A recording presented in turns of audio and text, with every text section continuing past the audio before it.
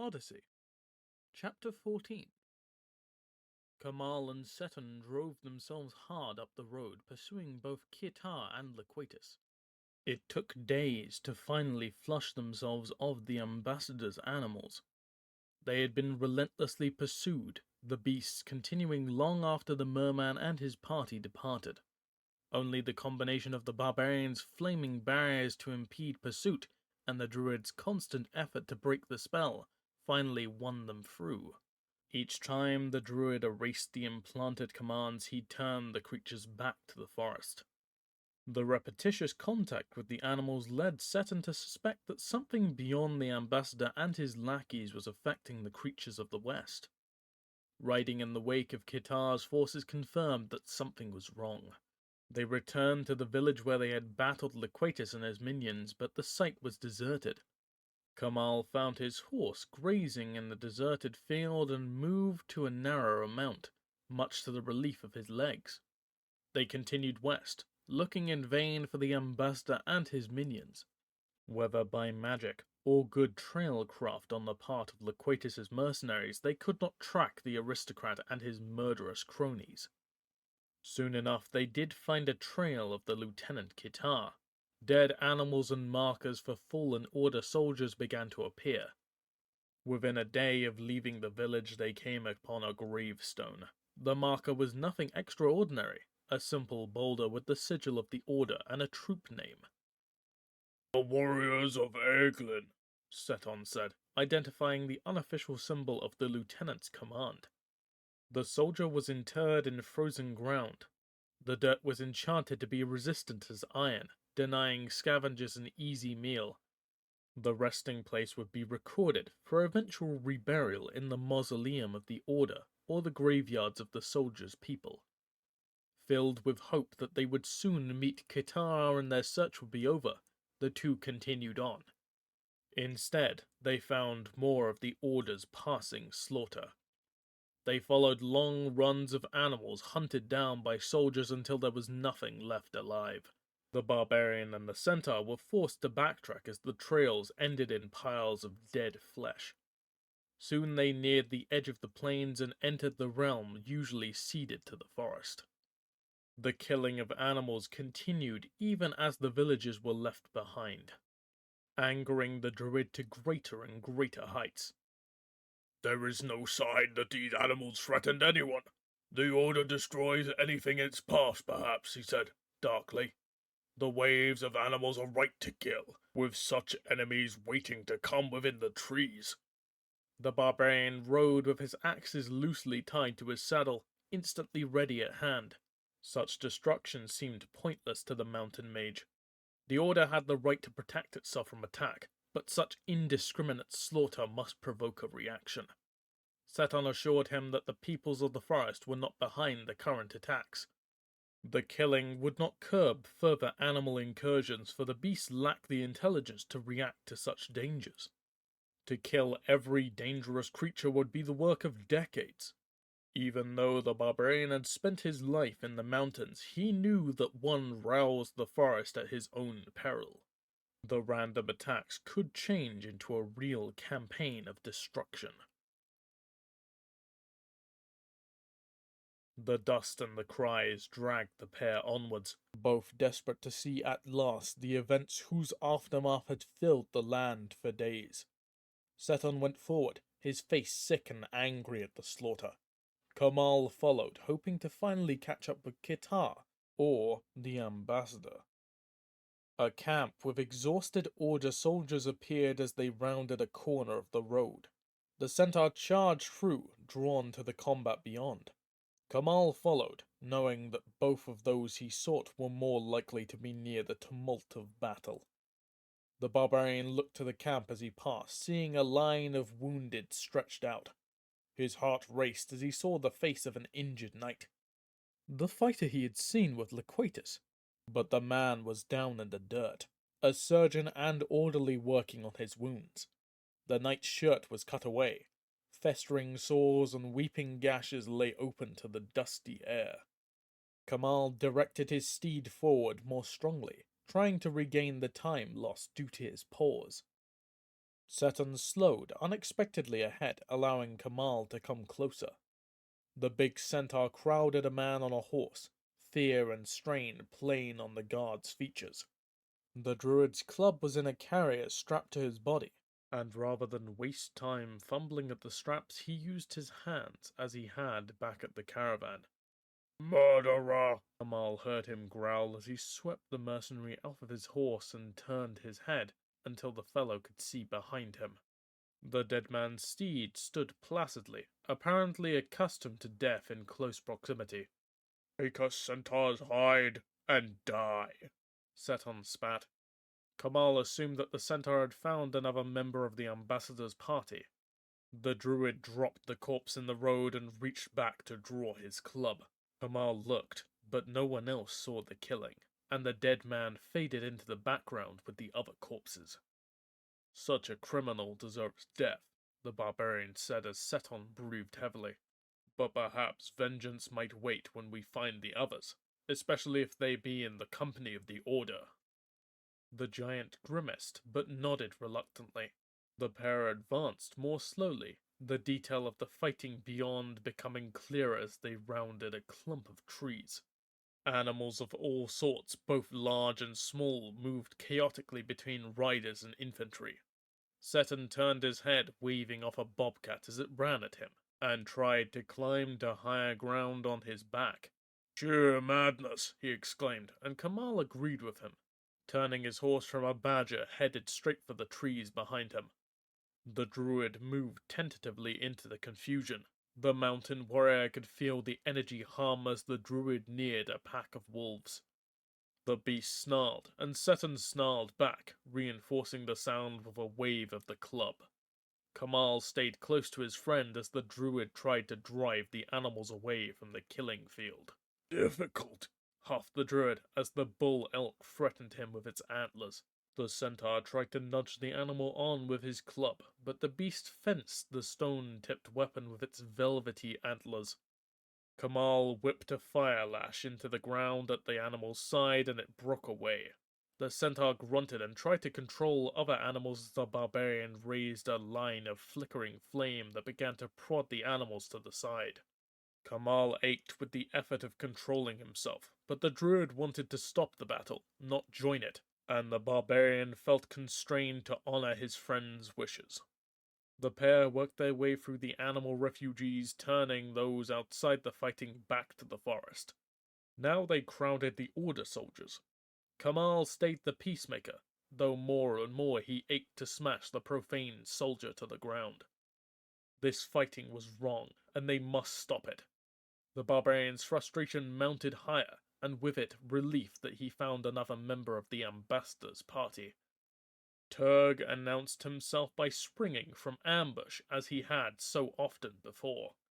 The faint flames Kamal used to herd animals roared higher, drying the amphibian's skin as the creature came at him. The barbarian ducked as the frog's hind leg thudded into his mount's shoulder. His sword out of position, the jack threw himself onto the centaur. The frog was red with blood and gore from the battle. Kamal wondered if the champion's fury was directed at him for following the ambassador, or attempting to quell the slaughter. Regardless, the amphibian jumped to the druid's back and tried to rip his throat out. The centaur showed the flexibility of his kind, turning around at his humanoid waist to fight the frog face to face.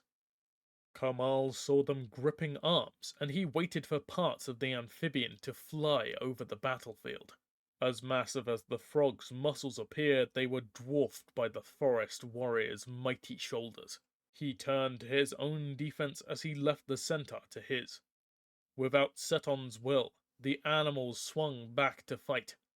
Two bears and dragonets converged on Kamal, and now the barbarian's fire lash burned away fur and scales. Other animals came closer, some fleeing battle, the others seeking it. The Knights of the Order came together, and a new summoning burned through the magical ether. New creatures shimmered into being. They seemed like huge mounds of crystal, some over 20 feet high. For a moment Kamal wondered if the Order forces were trying to construct a fortress. Then the apparent masses of rock began to move. Ponderous legs swung into new positions as the creatures started across the field. Light began to glimmer inside the crystals, rotating wildly before leaping out to engulf animals. The magic congealed, slowly trapping its victims in golden layers. Bison and great bears struggled as if in tar until the bands of golden light hardened and left their victims immobile. The monstrous creatures knew their allies, and rhinos ran freely through the trapped creatures, trampling and goring the helpless animals. The megaliths moved their crystalline masses over their captives, both living and the dead, and settled down for a moment. Then their legs raised the crystal bodies, and new bands of magic jumped forth to trap fresh prey. A cow kicked and thrashed as the energy tightened and locked it rigid, waiting for a rhino's killing thrust or a crushing death from the advancing giants. The megaliths had moved far enough that Kamal could see the lane they left behind. Every drop of blood, morsel of flesh, or sprig of plant was gone. A floor of corpses lay in front of them, and the crystal grew rosy as the mineral creatures helped the Order sweep the field clean. "The drive is broken," Sutton croaked from behind Kamal. The barbarian turned to the centaur. The druid's face was black with oily liquid, and water wept copiously from his eyes. Of Turg there was no sign. "The ambassador Jack vomited this bile into my eyes as we struggled," Sutton said, peering myoptically into Kamal's face. "I wrenched his shoulder and would have pulled his arm off but for the burning of its juices." The centaur tried to wipe his eyes clear, and Kamal pulled a canteen from his gear. The forest warrior tilted his head back and poured the water directly into his eyes. "I think the battle is nearly done," he gasped, and handed the nearly empty container back to the barbarian. Animals fleeing the conflict proved the centaur's word good. A bear lumbered by, giving only a glance in their direction before continuing on its way. However, there were other creatures on the field. A rhino stabbed its way through a flow of animal refugees and headed for Kamal. His axe spun into its skull, dropping it to the bloody mud. Others converged on him, and he drove his horse forward, trying to get away from the approaching beasts. The megaliths reversed course, and the energy folded over the barbarian despite his horse's efforts to outrun the spell. The mare's gallop suddenly stopped, and the horse tumbled to the ground. Kamal threw himself free before he could be trapped beneath the body. He rolled, the sword flying free from his grip.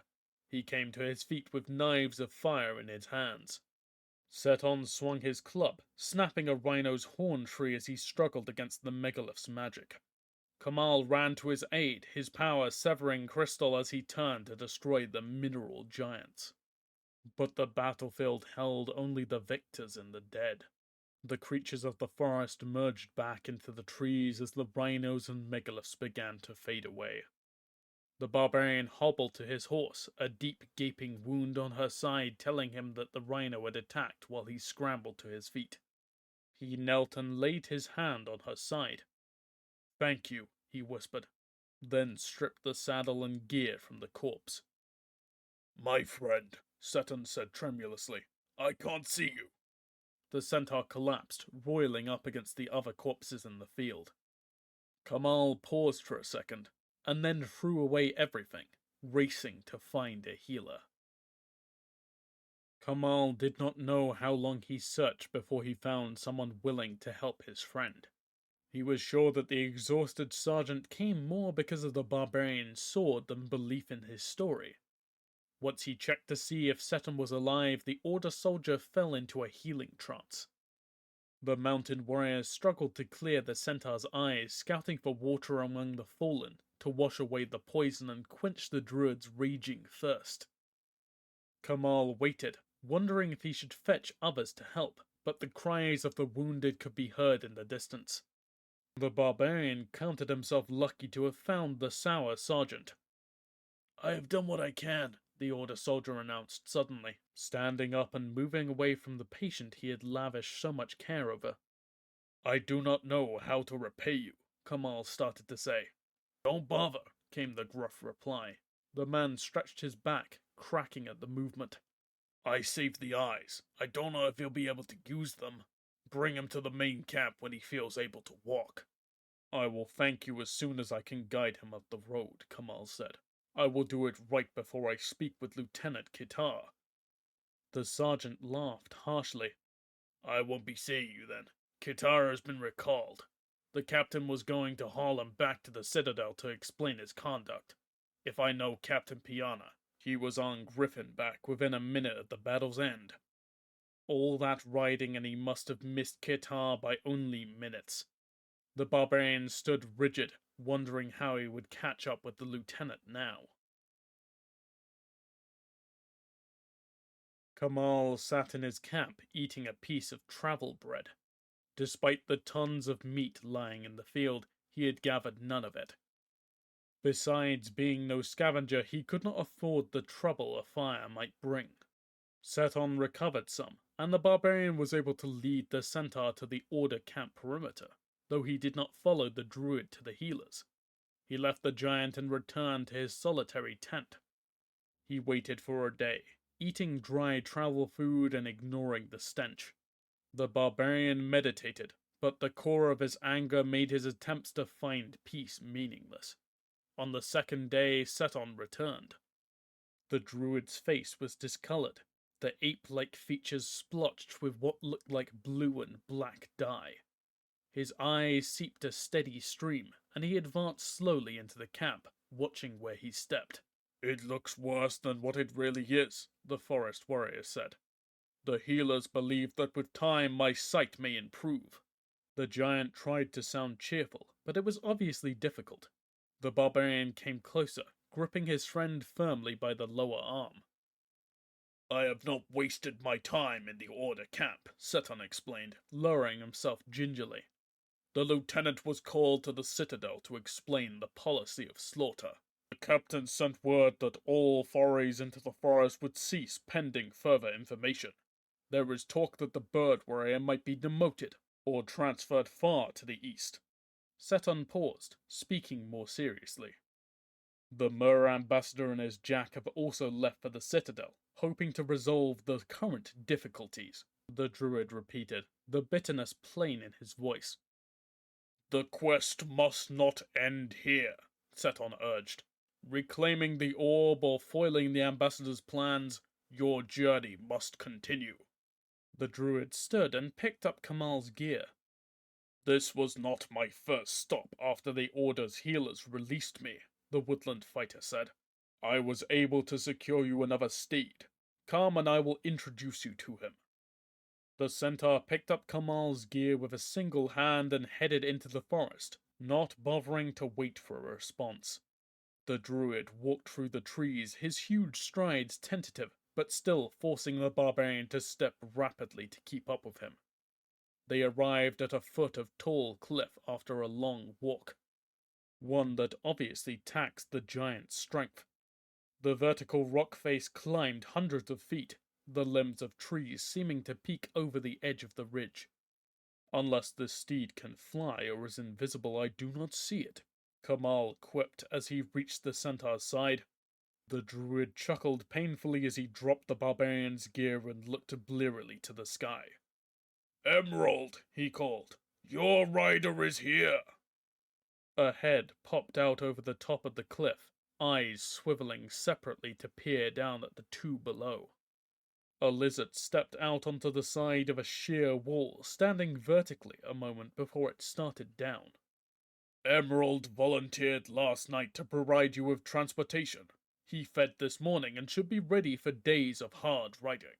The barbarian moved back, nervous to be under a creature of such size descending with no visible means of support. Do not worry, said Seton. Emerald's kind can walk on a ceiling as long as the surface can hold the weight. The lizard was at the bottom of the cliff and stepped to the ground. Its body stood as high as a horse, though it was much longer. Emerald's long tail beat against the rock. Exactly how am I going to ride it? Kamal said as he approached the beast. The centaur said nothing, swinging the saddle onto the animal's back. A long tongue darted out of the gecko's mouth and worked along the underside of the saddle. When the druid settled it all the way down, it squelched and then locked solid. "That will hold you and your gear even if you are upside down," Seton said with satisfaction, "though you might want a grip with something else besides your knees. Now, climb aboard and tell me how it feels." Kamal approached cautiously and using the saddle horn pulled himself up. The lizard was huge, but the barrel of its body was close to the same width as a horse. "How do I care for it?" Kamal said uncertainly. Seton laughed. "Emerald is as smart as you are, even if he can't talk," the centaur explained. "When you want to get the saddle off, just tell him and lift. That tongue will smear something on its back that will break the saddle's grip. When you want to start out again, just do as I did." The druid lifted the rest of Kamal's gear to him and helped secure it. "Emerald knows the way to the Order and how to avoid trouble. Just trust him to know where he is going." The forest warrior stepped back and settled down to rest. Before Kamal could say anything, the gecko started with a jerk. "Good luck on your quest, Kamal," Seton called. The barbarian could only wave, hoping the druid saw him as he concentrated on adapting to the lizard's gait.